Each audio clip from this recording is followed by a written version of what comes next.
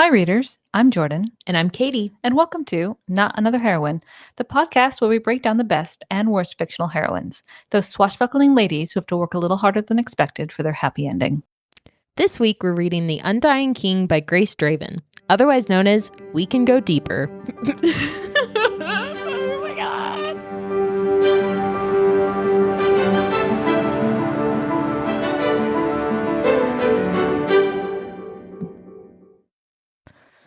A little preface before we dive into this one. This is a novella, so it's shorter, but it contains very mature content, both violence and spice level. I don't know what the spice standard meter is, but I would put this one way up there. Not to sound like a total sexual heathen, but this is probably like a 3 out of 5 spice level. Sorry. Really? I feel like I just revealed something very... I mean... well, okay, it's not... Okay, maybe it's... Okay, there's a difference between the amount of detail given and then the amount of times it happens in the book. And I'd say it doesn't happen a lot in this book, which is what I prefer. I don't want that to overtake the plot ever. I can see that. I think my spice level is more how much description is given and you get everything. Yeah, it is very descriptive, but it's not because I feel like my higher spice levels are for things that are I don't know a diplomatic way to say this or a not on the vanilla spectrum, or is it on the we're getting into this kind of spectrum? I feel like those are the higher spice levels for me if they're in graphic detail of more engaging sex acts instead of just regular sex. This was regular sex. Okay, now readers, you know where we fall. Yeah, okay, kind of as regular as it can be given this. That's setting. true. That's true. Yeah, I will. Yeah. I've been ruined by the romance side of book talk. I'll admit. That's fair. And I won't even go into the number of historical romance novels. Yeah, wait a second. We're roasting me over here. Okay, let me give a small caveat here. Historical romance is all romance, right? That's the plot, is the relationship. But most of the plot, in the historical romances that I prefer, it's the back and forth dialogue and relationship and emotional development rather than sex every 5 pages. I feel like it forces the author to really flesh out the relationship more because it has to be realistic instead of just jumping straight into sex, which I feel like is an interesting parallel to real life relationships. A relationship isn't going to last if you just have sex. It's the same in books. Oh, no, you don't Getting deep in here. Yeah, gross. That is all. It's all conflict. It's about to get a lot. Yep. Why did you say it like that? As you can see, we are children. Oh God, this is going to be a hard one to record. I made myself turn red on that one. Let's see how many sexual innuendos we can make during this episode, because we're already up to 5. God. I mean, I will turn it on. Girl, see what I did there. We'll just do awkward pauses after each of them too. Focus. Yeah, we'll just let you sit and simmer on it. You can sit on it. No, I got it. I was waiting. That was the appropriate amount of time for the awkward pause. Okay. I can't always tell with you because sometimes it's just that's fair. Tangent. Yep. Tangent? It's the processing, the little loading bar.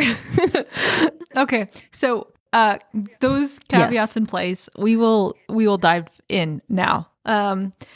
We start in a dark place with this heroine, and it just gets darker as the story progresses. So we meet Imogen, and she is taking care of her bedridden, dying mother, Neve. Now, we had to clarify the pronunciation on this one before we even started. We did not want to struggle with this name. So Niamh is spelled Niamh. If you are ever wondering and you see that in the book, it is actually pronounced Niamh. So we did our research before we started. Well, thankfully it's like an actual Irish name and not some just like random conglomerate of letters that are hard to pronounce. Like at least this one had YouTube videos on how to pronounce it. Yeah, we needed that. So Niamh she's lying in bed. She's coughing up blood. She can barely move. And out of nowhere, Niamh insists that Imogen bring her this mysterious box from high up on a shelf. And this is like a jewelry box sized thing. Imogen's pretty exasperated at this point. She's like, Mom, can you just drink your goddamn tea? Like, you're dying. Like, I just need you to drink this tea. The box has been sitting up on that shelf for like 20 years. But Niamh is insistent. So Imogen goes and touches this box. Now, a couple little twisty things kind of get thrown into the mix to like intrigue the reader, I would say. Imogen is covered head to toe, like wearing gloves inside. And that's not because like Niamh is contagious or anything, like no COVID going on here. It's just she's mysteriously like covered head to toe. So box in hand, Niamh decides it's finally time to tell Imogen a story she's been hanging on to for decades, it seems like. So to recap, Mom's in bed, Imogen is the nurse caretaker, and now we have a box and a story. So Niamh was a beautiful witch who had a very, very close relationship with the king of their country. I don't remember the name of the country. I don't remember the name of the king. But she was like living it up in the palace. She had her own suite. She was kind of rocking out as, witch in residence. The favorite mistress. And then, yes. I was trying to be more delicate. I was just going to come out. That's exactly what's going. She the side hoe? Yeah, pretty much. I don't know that the king is married at this point. Oh, that's true. Right? So the main squeeze? Yeah, the main that squeeze. Was the loading silence, not the awkward silence. Okay, so Niamh, when she's pretty and banging it out with the king. So one evening, what a word to describe that relationship. I don't know. We started off in a very weird place, so it's checks fine. Out. Okay, back to the banging it out with the king. Telling. So I appreciate you bringing that right back up. Okay, a strange visitor arrives at, I think, the kitchen door, the palace door. I think that Niamh is still living in the palace when this stranger arrives. And this man is basically a walking skeleton, like doesn't even look human. Every single inch of his skin is burned black. And Niamh decides to take him in and nurse him back to health. She doesn't even know who he is because his mouth is so deformed and burnt he can't even speak. And after like several weeks of care, he improves and starts to look more normal. And in exchange for all her care, the man offers her a favor, anything she wants, and a key. I thought, not to totally immediately take a tangent, but I thought this was so spooky and fun. Like the way that Grace Draven like describes this bit is fascinating. Like I just imagine all of these like bones and like sinew and flesh kind of like rolling out of nowhere to like form this body. Because we'll get into it later, but it's just like all of these little pieces, and they kind of like eventually over weeks and maybe months kind of forms together into a person. And the whole time Niamh is like, nope, not going to open this motherfucking door, not going to look. He's just going to do whatever he's doing, and then he'll disappear hopefully one day without killing me. Like he's just going to go do what he's going to do. Like not even going to look at this. Like, girl, I feel that. If someone was like repopulating their body in my house, I'd be like, nope, we don't go in that room.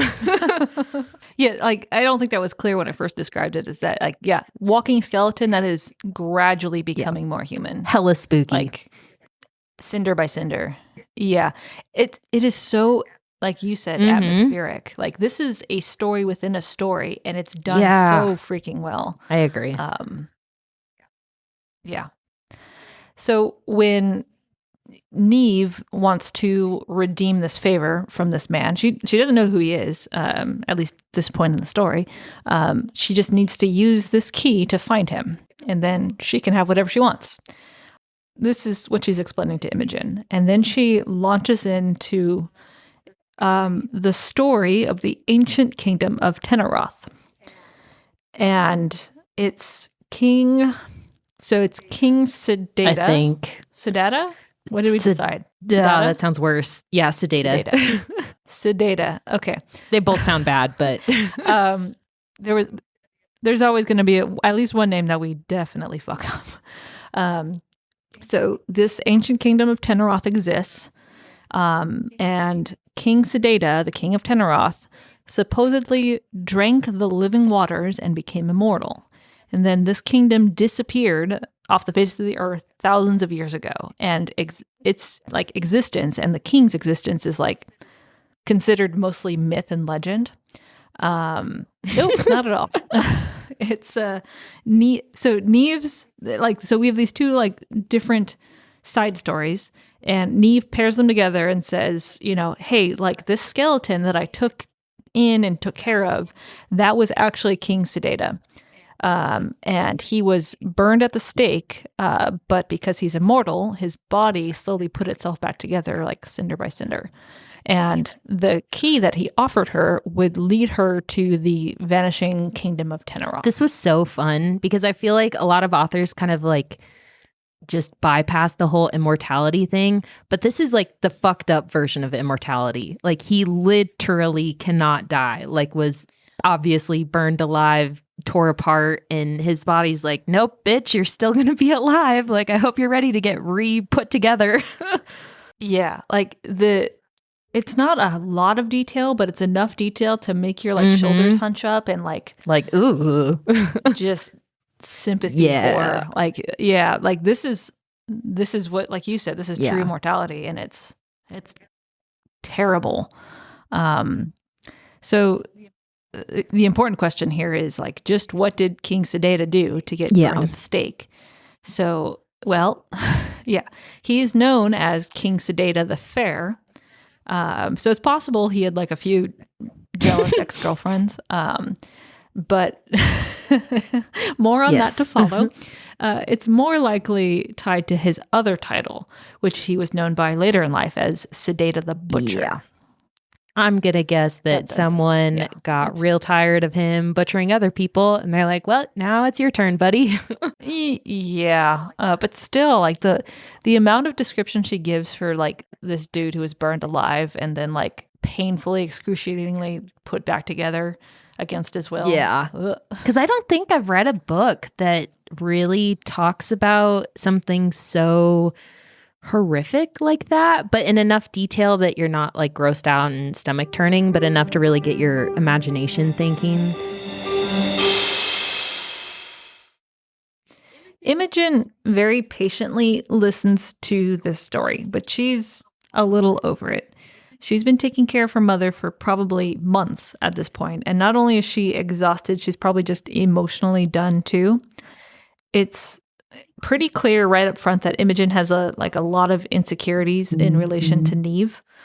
There's like a lot of time spent dwelling on how beautiful Neve was, like back in her heyday as a witch. Yeah. As well as just like what a powerful witch she was, like very forceful and dynamic personality. Like, shocker, Neve was a redhead. After all, works out. It seems like every Neve character has red hair. Like, is your name Neve? Like, are you powerful and beautiful? Yep, red hair. Yep, you got red hair. So I just got the sense that like Imogen just feels like a shadow of her mother. Like she loves her like very dearly. Like you never doubt that Imogen just wants to take care of her mother and loves her and is sad that she's dying. But it's also, there's like this kind of double-sided piece to it. That's kind of an interesting characterization, because I feel like it's always the main character is the Neves of the world. And you always hear about like the younger sister or the best friend who's kind of in the shadow, but we never get that character as the main character. So I thought that was kind of like interesting and unique about the story. It was about one of the, not more passive, but not the, in the spotlight kind of person. Yeah, I also really like that. And it's not Imogen being resentful or anything towards Neve. She's just, that's who she is. Mm-hmm. Yeah. But Imogen, she's also very resigned to the fact that once Neve passes, she'll be completely alone. Like, I forget the exact phrase in the book, but she like has this internal thought that like, oh, she'll never marry or have a family, and I think it's something along the lines of like, no handsome prince or no noble lord or even a poor farmer would ever have her. Yeah, I remember that line like randomly. It was very distinct and sad. Yeah. Very, very sad. And like for reasons that have yet to be revealed at this point in the book. And I kind of love moments like this in the books. Like I like when the character is more downtrodden, like has to overcome like sadness and like they start lower. Yeah. And they don't expect like a happy ending I'm not saying that there's a happy ending in this book, but like I like when it starts like this. Mm-hmm. I think it's more engaging because if the character already has everything, it's kind of like, okay, I mean, cool. And even when they have everything and then they lose everything and you have to like work through that with the character, it's kind of like, I can't think of the right word, but not entitled. But when you start out from a low place, like you can really appreciate every good thing that happens instead of, it being not quite what it was, if that makes sense. Yeah.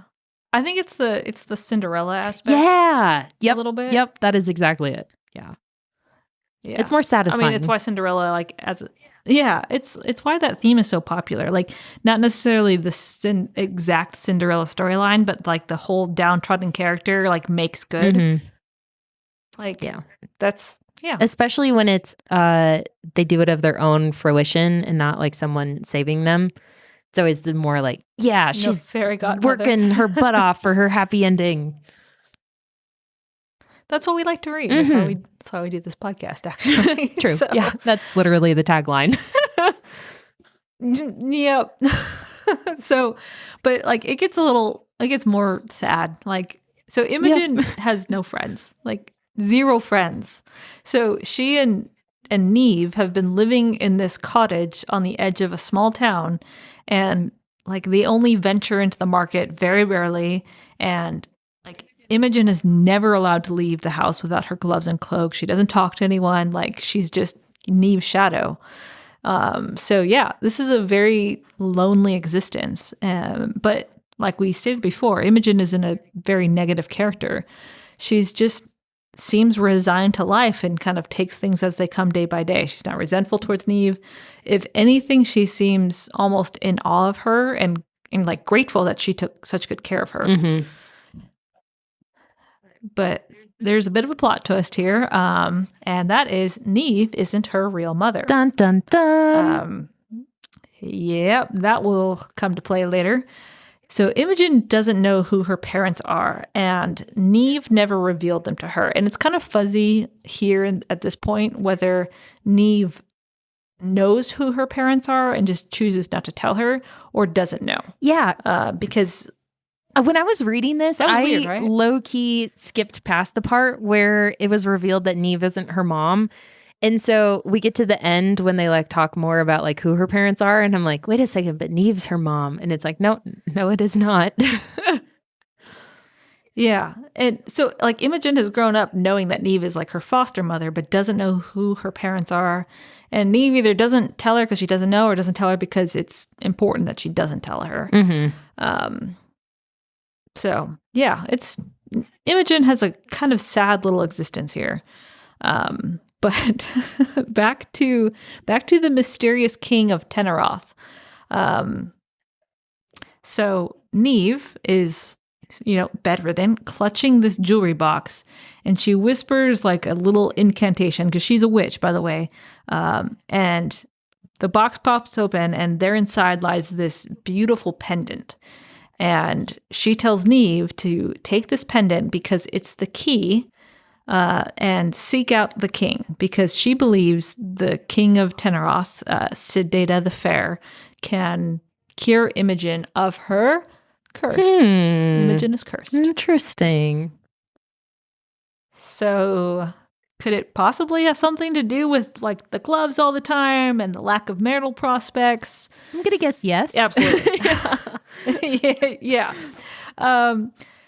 But Imogen is like pretty skeptical of both of the king's existence and the idea that she can be cured. But Neve is all like, listen up, girl. Like, this bitch owes me a favor and I haven't collected it yet. And I've been saving it for you. So go find this king. Here's the key. But Neve also has this very, I'm sorry, kind of cliche line and moment where she's like, please forgive me for what I did. And no, we have no idea what she did in this moment, but she begs Imogen for forgiveness and asks Imogen to, quote, let her go. Mm-hmm. So, yeah, Imogen removes her gloves and then lays her bare hands against Neve's face for the first time in her entire life. And then Neve dies instantly. Oh, no. Yeah. So that's a lot. Yep. Yeah. Imogen is cursed and pretty badly. Like she can't touch anything. Because it's crazy. Well, I mean, I think she... No, go ahead. Go ahead. Oh, because it's kind of crazy when you think about it, though.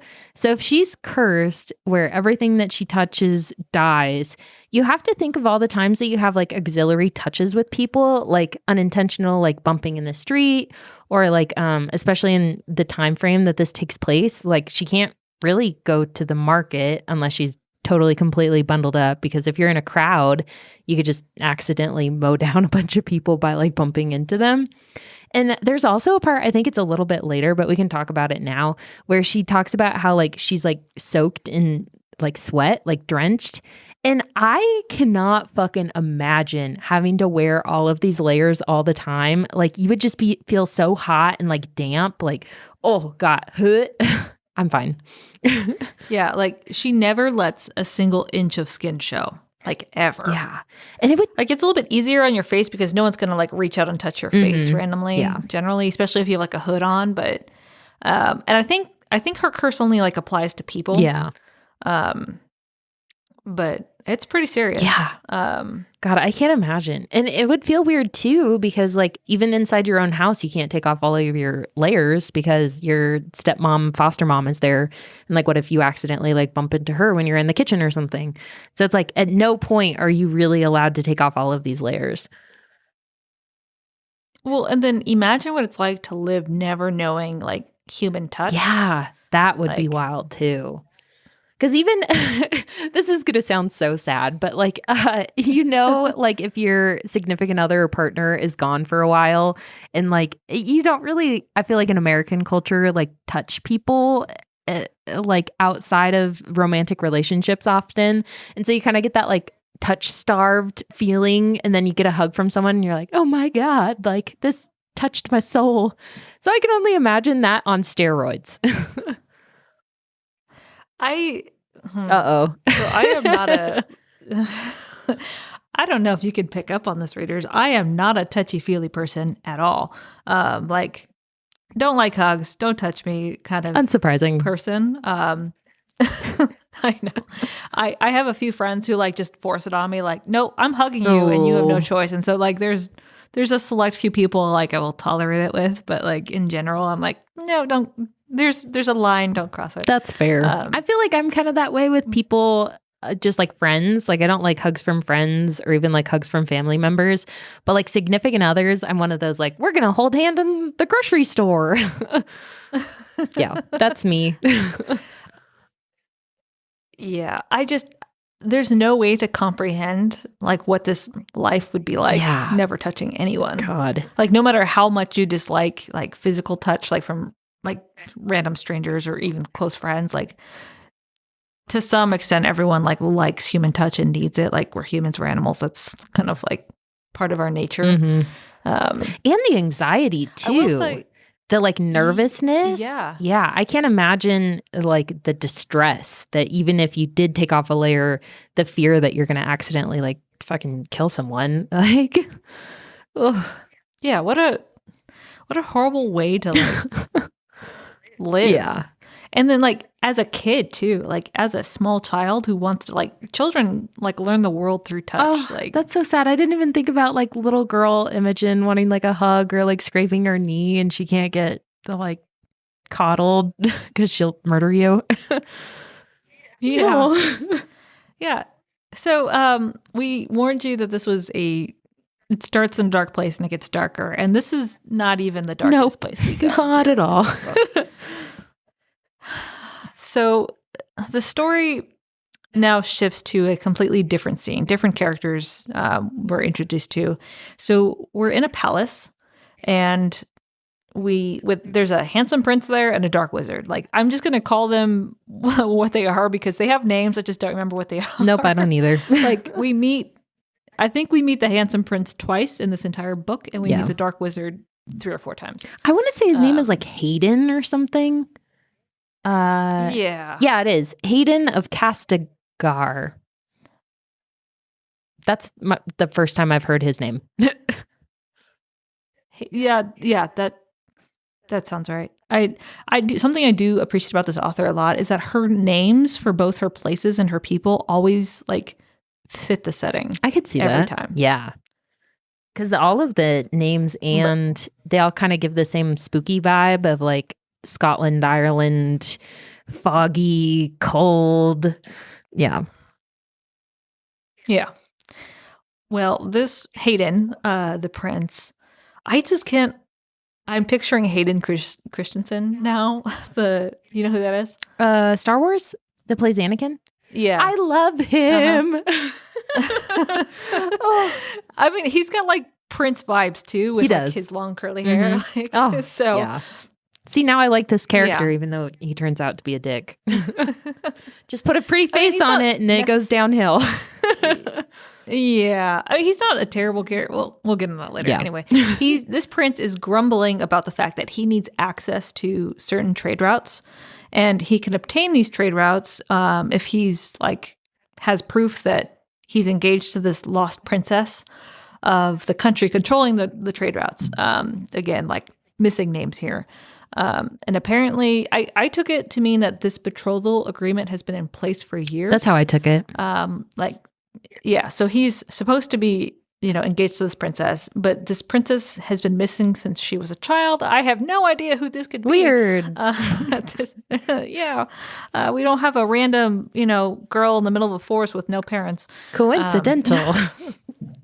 Yeah. So the prince charges this dark wizard to track down the quote old witch Neve, who was rumored to be sheltering the princess after she fled the kingdom 20 plus years ago. So this dark wizard, who is a bad dude, he's like, fuck yeah, I'm going to go meet this famous witch Neve and get rich all at the same time.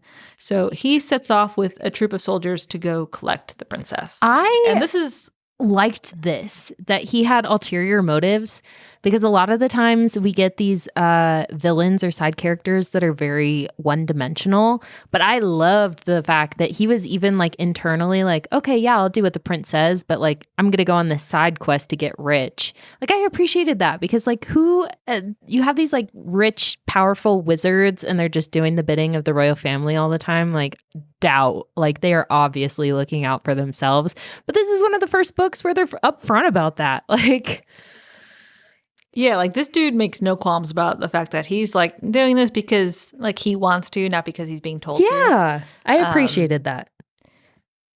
Yeah, and this, I've mentioned before that I don't like perspective switching a lot, but this is like an instance where it works because it's not drawn out, it's not long. Like you're not meant to sit in this character and like understand these characters. It's like just meant to drive the plot along. Yeah. So you know because what's I going think on. some of the later chapters, this guy's point of view is only like a page and a half. So you don't get like a it's very short. robust. Yeah, I appreciated that because it's like a fun switch scene, but it's not excessive. You just get enough info that you like need. Exactly. And keep in mind, like we've talked about a lot so far, and this is a novella. This is a short book. It's only like 168 pages, 170 pages. Yeah. I mean, I honestly wonder if she could flesh this book out more and like turn it into like a more full-length novel, because it reads like it's more of an outline. It does. I agree with that. So meanwhile, back to our forest cottage, Imogen has dutifully like buried her mother and set about taking care of the house. She's like basically figuring out what to do with her life, because there's like no in hell she's setting off to this like mythological kingdom with nothing but a pretty necklace to guide her. Like she's like, no, it's not my jam. Like I'm going to figure out my life and just keep not touching people. So she's dwelling on her life with Neve and kind of like in her own way grieving the loss of her mother, and like kind of thinking about her childhood. And there's an interesting glimpse into Neve's personality when Imogen describes this beautiful mirror that Neve kept in a chest and never allowed Imogen to touch. This was it's kind of like those things like... Yeah. It was a wild interaction. I think we can all relate to this. Yeah, like this was a really random kind of addition to the story, but I think it adds so much to understanding both Neve and Imogen. Because you kind of get the impression that Neve is kind of one of those, not self-centered, but like self-centered, like focused on things that she has. And it's an interesting dichotomy because she's obviously, taken in this child and it's not actually her kid, but she's taken care of, Imogen for the last 20 years. But she's also like, this is my fucking mirror. Don't touch it. Yeah. And that's what kind of Imogen describes is like, she remembers like when she was a kid, like probably 7 or 8 years old. And like, she wanted to play with the pretty mirror, and Neve just like snatches it away from her, like yells at her for touching it and to like never touch it again. And I think she says she gets like spanked too, right? Yeah. Like Neve went full, like, I don't know how to describe it, but angry mom. angry, like unjustifiably angry. Yeah. But this mirror was supposedly a gift from the king that Neve had a relationship with. Yeah. So this will be interesting. We need to make a note to come back to this, because this characterization, like now having read the book and then going back through, that characterization is so important for the last bit when like the secret's revealed. Like readers hold on to this little tidbit, like the vindictiveness, the kind of like over possessiveness, like keep that in mind. Yeah, this was super good, like character building, like, and it's so subtle. Yeah, like so subtle. Because even now, it like just now I'm connecting the dots. Yeah, there's a huge reveal at the end of this book, and we're gonna keep it to ourselves and just sit on it.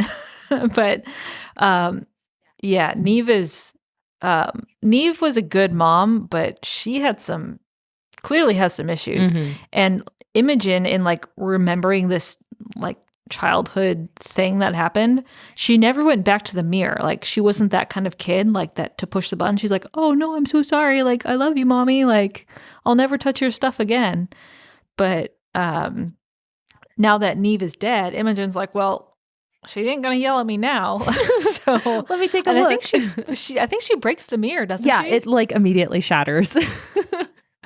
Yeah, so maybe Neve was right. Don't touch my shit. But that was also like an interesting interaction, because you get Imogen, who finally kind of takes action for herself for seemingly the first time and not having to be like so concerned about other people. And immediately she's like almost proven by the universe that she shouldn't do that.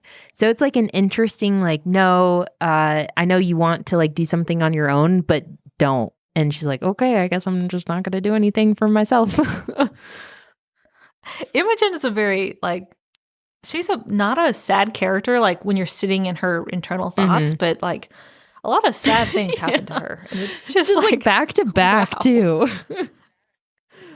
Yeah. And then Imogen, like, so she breaks this mirror, unfortunately, and she like kind of deep dives into Neve's old journals. And like upon reading these journals, she realizes, like, she discovers just how close of a relationship Neve had to this like old king.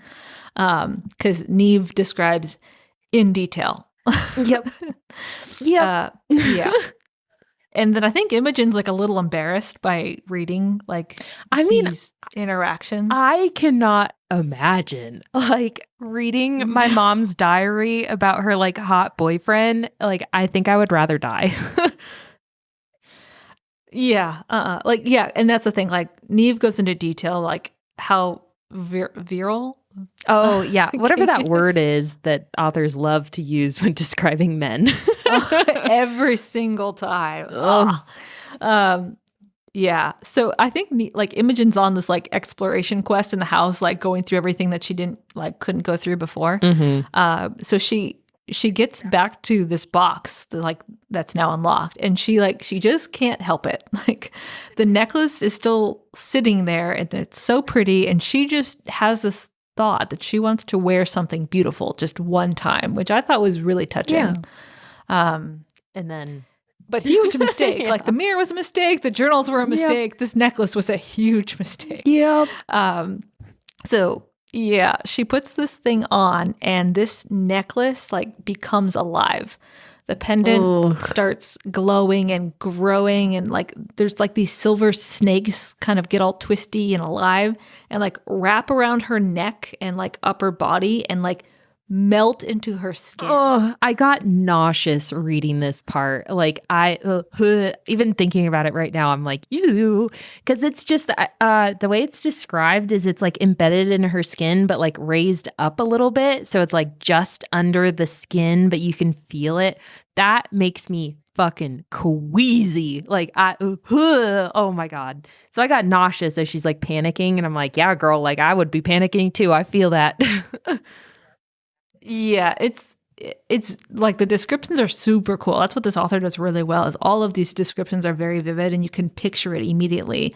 I think the cover of this book has the necklace on the king. Oh. You can see the detail. I didn't even... Now I want to go like look back at the cover because I did not even... Oh my God, it does! Well, interesting. That was a real live reveal.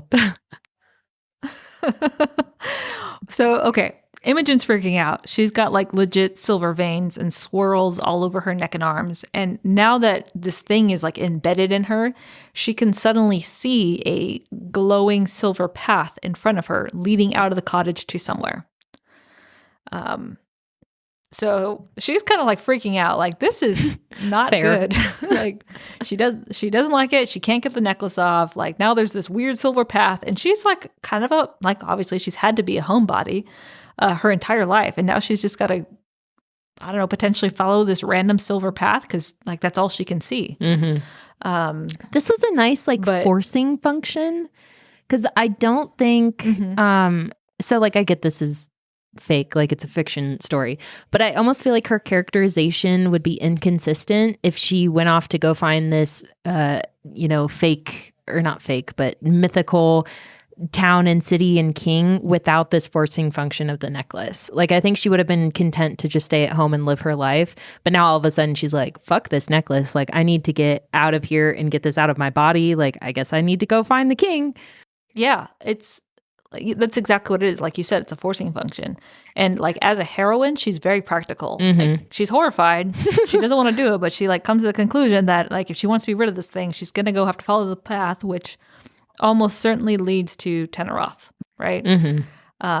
So she puts a little pack together with enough food and water, bundles up in her little cloak, and she's like sets off down the glowing path. Sounds so like Wizard of Ozzy, but it's very dark and sad when it's actually happening. Very. But her travel time is short. Like, I don't even think it's a page. No. Like, she sits on a path, and like, had this been a full-length book, her travel from the cottage to this next point could have taken chapters. Yeah. But really, we kind of skim over it. So like, after a couple days of traveling, this silver path key thing leads her to the edge of this canyon. And just out of nowhere, this great stone bridge kind of shimmers into an existence. And Imogen's like, well, this is fucking weird, but guess I'm going on this fake bridge. Yep, the silver path is putting me on this bridge, and this is a canyon, and that's a fake bridge, but I have to go down it because there's no other choice. This feels not safe. Yeah, and so she, steps foot on this like previously invisible bridge and notices that it's lined with tons of statues, some of which are missing their faces. And there's like others where the inscription at the base is like scratched out, like chiseled out. Yeah, so her walk across this bridge is a little like ominous, like, this doesn't look like a happy fairy tale kingdom here. That's what I was about to say. I love how the vibes of this whole beginning part are ominous. Like, it's kind of scary, it's kind of spooky. And when she's looking at the statues, you really get that kind of like eerie, like someone's watching you, hairs stand up on the back of your neck feeling as she's walking through, the bridge and then onto the city. You're just kind of like spooked out and you're not really sure why. And then like, ooh, it's a spooky kind of scary feeling. Yeah, the vibes in here are very like gloomy and dark and very dark. This would be a good October read or like early November. Yes. Yeah. So she continues down this bridge and realizes that, Teneroth really does exist. But it's like a crumbling pile of ruined buildings and abandoned structures. It's like, I kind of pictured ancient Rome. Okay. I can see that. Very empty, like huge palaces and temples, but they're all like half destroyed or forgotten or crumbling. I imagined, this might be a slight tangent, but have you read the book? I think it's called Deathless. I don't think so. So it's like a Russian folklore almost, but then put into like a fantasy romance kind of esque thing. And I got the same vibes from this book that I did from that one, because there's like this spooky part where the main character goes into this city and it's nobody's living in it, but it feels alive. And it's this very kind of like haunting, scary, spooky, like unsettled feeling. And it was the exact same vibes of how I imagined this scene too. And great book. So if you want to read it. Huh. I'm going to put that on my list. Mm-hmm. It sounds like I love the vibe of this book. Mm-hmm. It's the like unsettled, like, ooh, what is happening? Yeah, exactly. Especially in like fantasy romance where like there's so many, it's a dark fantasy, it's a dark romance, but really it's not. Yeah, because you feel safe the whole time. An angsty character. Yeah. This is actually, I feel like actual dark fantasy romance. Yeah, this is very atmospheric and like, it's okay if you don't agree with some of the elements of this book, which we haven't gotten to yet, but like it's dark and it's not meant to appeal to everyone. No. That sounds more ominous, I feel, than it is. It's pretty ominous. Yeah, but it's like not dark in the way that might seem if you haven't read it and you're listening to this. But it's like dark in the characterization and the setting and the plot. Like it feels spookier because I feel like you just said, like a lot of fantasy romance, you feel like you're told that it's supposed to be spooky, but you don't feel that kind of like unsettled, spooky feeling. You're like, oh, it's just, a dark day in a nice place. This is like a dark day in a dark place. Yeah, that's a perfect description. And can you imagine, like, if you've ever seen like a headless statue, they're creepy. Oh, right? They're creepy as fuck. They're terrifying. And then you have a whole bridge covered in them. Ugh, no. Don't love it. Yeah. Well, so she crosses the bridge. She's creeped out. She's wandering these like abandoned streets, and she's wondering how the heck she's going to find King Sedata. When she sees this, and forgive me, I don't know how to say this word. I think it's cataphlact. I have no idea what that was. I skipped completely past that word. I'm like, okay, so some kind of like broken statue thing. Because what is that? Okay, so you have to read this book on your Kindle because I don't think there's a hard copy version. So click on this word when you see it. And another reason I love this author a lot is because she doesn't shy away from using like the appropriate big word. Yeah. In the right circumstance. So this is a like kind of like an effigy, I think. Like a huge tomb, like not quite like a sarcophagus, but it's like a huge replica of a dead dude, and it's meant for like a dead person. Yeah. Merriam-Webster describes catafalque as an ornamental structure sometimes used in funerals for the lying in state of the body. A pall-covered coffin-shaped structure used at requiem masses celebrated after burial. It got so much spookier. I could have probably done without that definition. But like such a cool like use. Like I thought it was a cool word. I love finding words that I don't know. I also love the dichotomy of this, like now really understanding what this word is. Because you have a king who can't die on top of like a funeral, like box thing. Love it. I wish I had understood what that word was when I was reading it. Yeah. So I think they touch on that exact thing that they just touch on that kind of sense of that dichotomy later on in the book. Because it's like a gigantic fuck you to the king. Mm-hmm. They built it to like be like, hey man, you can't die, but we're gonna make this for you. We're gonna pretend like you can die. Yeah. Yeah. So it's a cool moment. Well, not cool. It's obviously very dark and spooky. Kind of scary. It's like a well done by the author, but terrifying. Yeah. Well, Imogen is looking at this box statue replica thing. I'm not going to even try and say it again. Yeah. And she realizes like, wow, whoever this dead guy was, he was hot. Like he was like like beautiful. Like she's kind of in shock at how like godlike in appearance that this dude is portrayed to be. Mm-hmm. And so like she's just staring in wonder at this thing when suddenly like she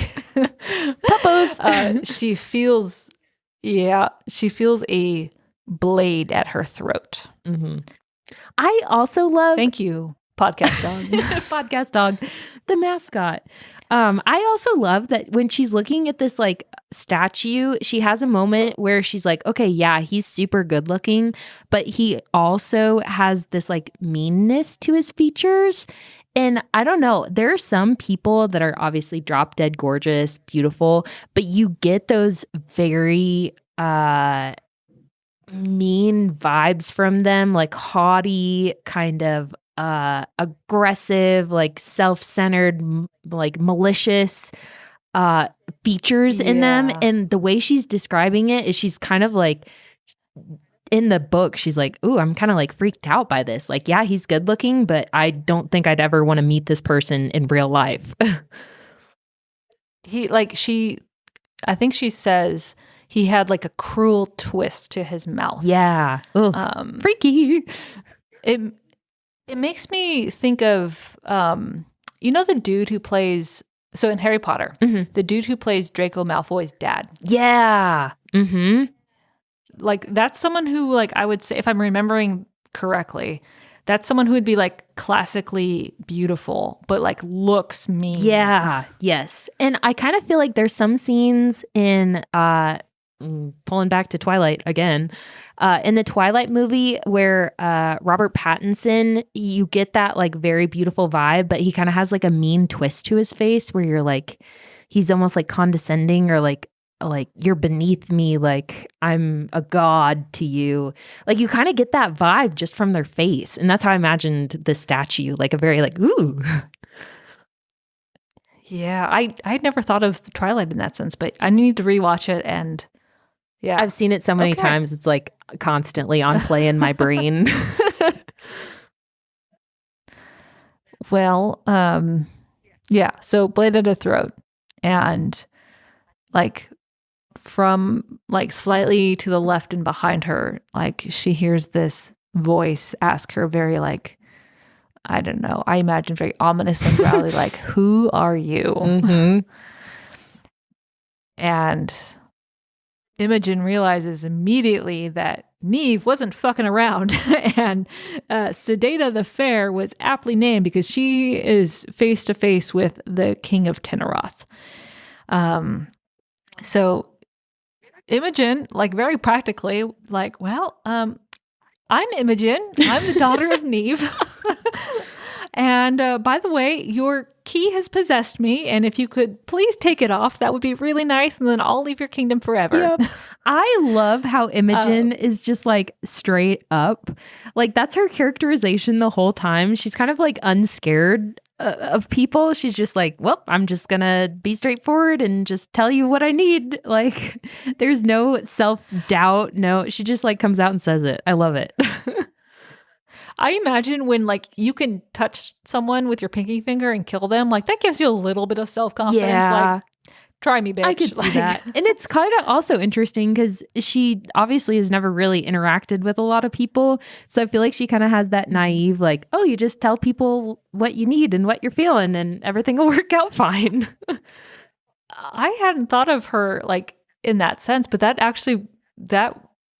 makes a lot of sense because you're right. She's never like talked to anyone before. So she's just gonna be like, huh, okay, well, this is who I am. Yep. And I think, okay. I think we please don't kill me.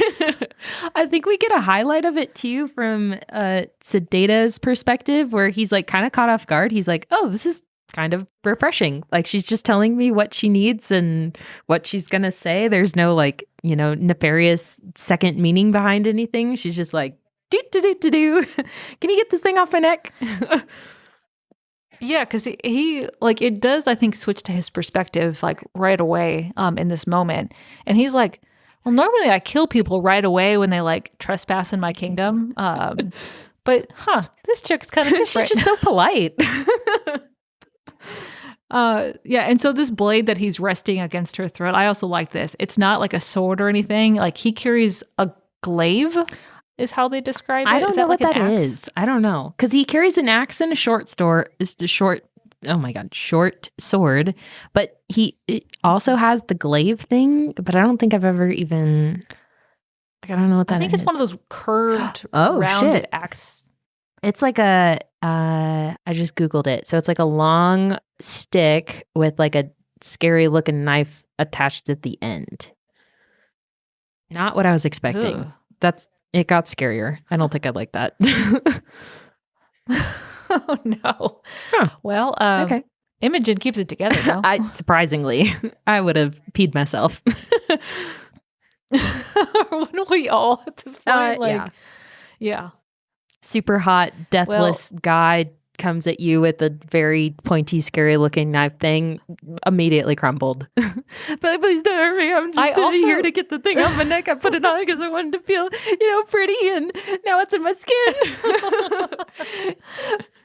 Dude, I almost imagine her like she's standing there and like her eyeballs are going back and forth between like the effigy and him, like effigy him, like, oh, it's the same dude. Fuck me. Oh no. He does look mean in person. But yeah, Imogen is just like, yeah, hi. Nice to meet you. But Sedata is actually pretty civil to her throughout this. After he like scares the shit out of her initially, he kind of backs off a little bit, and he listens to her explain like, okay, you're Imogen. Why the fuck should I care about Imogen? oh, but I do know Neve. Like, Neve nursed me back to health, and like she saved my life. Not that it would repair itself eventually, but so he does remember Neve very fondly, and he's super sympathetic to Imogen when she tells him that she died. So they have this kind of interesting back and forth, almost like a casual conversation. And then out of nowhere, he oddly questions why Imogen is bundled up in so many clothes, because Teneroth is described as having this like jungle-like climate, like very hot and humid. Mm-hmm. So Imogen is like, I guess this is the point where I explain this curse thing. So she like kind of huddles deeper into her cloak and her gloves, and she's like, well, I'm kind of cursed, and everything I touch dies. Casual, very casual. And she's a little, I imagine her being like kind of ashamed as she's describing this. I got that impression too. He does not have the reaction she expects. No, not at all. Not at all. This kind of came out of like left field, but I was like, okay, it makes sense in hindsight. But at the time I was like, what the fuck? Yeah, what? Like, this is weird. Like, it sets him off. He like lunges forward and fully embraces her. Yep. And then uses his bare hands to like grab her chin and hold on. And just stays there. Nothing happens. He just grabs her face with his bare hands and is like holding her. And she's frozen. She's stunned. She's like, oh my God, why is this? He was going to kill me, and now he's hugging me, and someone is touching me for the first time. It's very weird for her. Yep. She's feeling the whole range of human emotion at this moment. Yeah. But also, it's kind of like funny, not in hindsight, but like, what if nothing happened? He like touched her, and then it's like, yeah, sure, you have the power of death, but I'm still alive. And she's like, I swear to God on other people this works. Like, I don't know why it's not working right now. Well, and that's where he realizes, like, because he's having the time of his life, because he can suddenly feel again. Yep. Like, he feels alive. That was like the difference between him just a fun like description in this is because like he's immortal, but you don't really think of the implications of that. Like, and he describes it as almost like going numb, like you've been alive for so long that you don't feel anything. And so it's this fun, like he describes dying as like being able to feel again. And it's like, that's super deep, but also I love it. Yeah, it was. If you sit and think about like what this character of like Sedata the Fair has suffered through for thousands of years, his kingdom is thousands of years old. He's so old that people don't believe he actually ever existed. And to suddenly like feel like the wind on your face and feel like hunger probably or being tired, it's just wild. So, and then she's like, is this what people feel like? What? For the first time ever? So they just hang out like that for a while. Like, there's a few minutes of them just embracing, and eventually they break apart. And he explains that, like, well, he has no idea to break her curse. He can certainly do some research and try, but unfortunately, she's stuck in Teneroth until the end of the summer, because the magical bridge thing only appears at the solstice. So he offers her a place to stay and food and water and tells her she's welcome, and he'll like walk her to the palace. And so she's like, well, I don't really have anywhere else to go. It's not like I can go hang out with my friends. Yep. So she just has no other options, and she agrees to, stay the summer with King Sedata in Teneroth.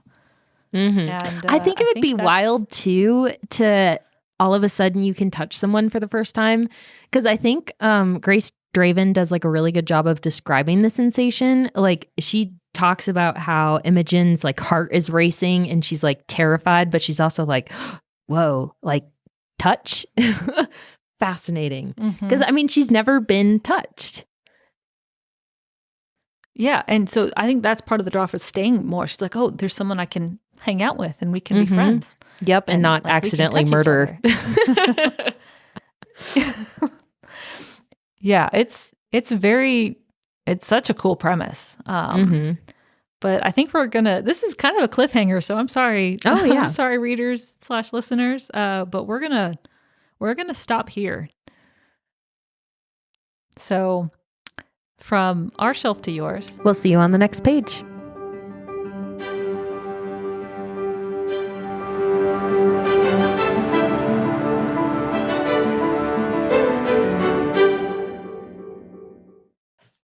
Hi, readers. If you'd like to help us pick our next book, send us a message on Instagram. Or if you'd like to just listen, we post new episodes every Monday on Spotify, Amazon, or Apple Music. Thanks for listening.